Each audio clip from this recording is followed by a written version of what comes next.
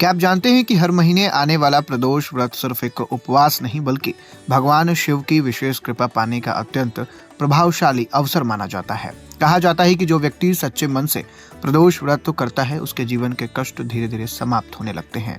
लेकिन आखिर प्रदोष का व्रत क्यों मनाया जाता है, इसके पीछे कौन सी पौराणिक कथा जुड़ी है, आइए आज के इस वीडियो में हम जानते हैं। लेकिन उससे पहले नमस्कार, मैं आशुतोष और आप बोल्ड स्काई देख रहे हैं।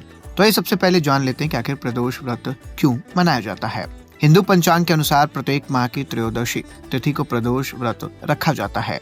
अब यह तिथि सूर्यास्त से लगभग 1.5 घंटे पहले शुरू होकर सूर्यास्त के बाद तक रहती है, जिसे प्रदोष काल कहा जाता है।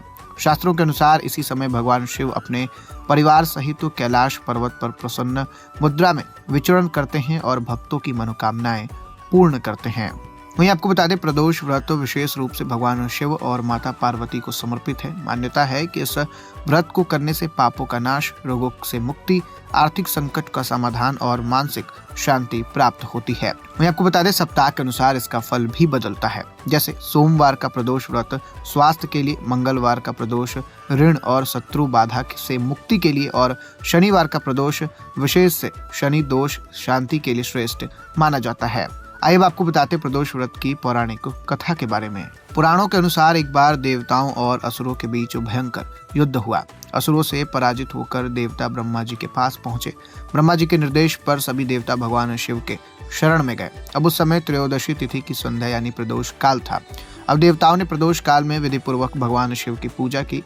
उनकी भक्ति से प्रसन्न होकर भगवान शिव कैलाश पर्वत से नंदी पर सवार होकर प्रकट हुए। अब उन्होंने असुरों का संहार किया और देवताओं को पुनः उनका राज्य दिलवाया। तभी से यह मान्यता प्रचलित हो गई कि प्रदोष काल में शिव पूजा करने से असंभव कार्य भी संभव हो जाते हैं। अब एक अन्य कथा के अनुसार समुद्र मंथन के समय निकले हलाहल विष को भगवान शिव ने प्रदोष काल में ही ग्रहण किया था, जिससे सृष्टि की रक्षा हुई थी। अब इसी कारण प्रदोष व्रत को संकटों से मुक्ति देने वाला व्रत भी माना जाता है।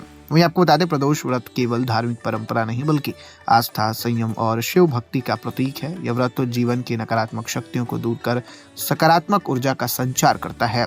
अब यदि श्रद्धा और नियम के साथ प्रदोष व्रत किया जाए तो भगवान शिव की कृपा से जीवन में सुख, समृद्धि और शांति अवश्य प्राप्त होती है। तो दोस्तों, फिलहाल इस वीडियो में इतना ही। आपको ये जानकारी कैसी लगी हमें कमेंट में लिखकर जरूर बताइएगा।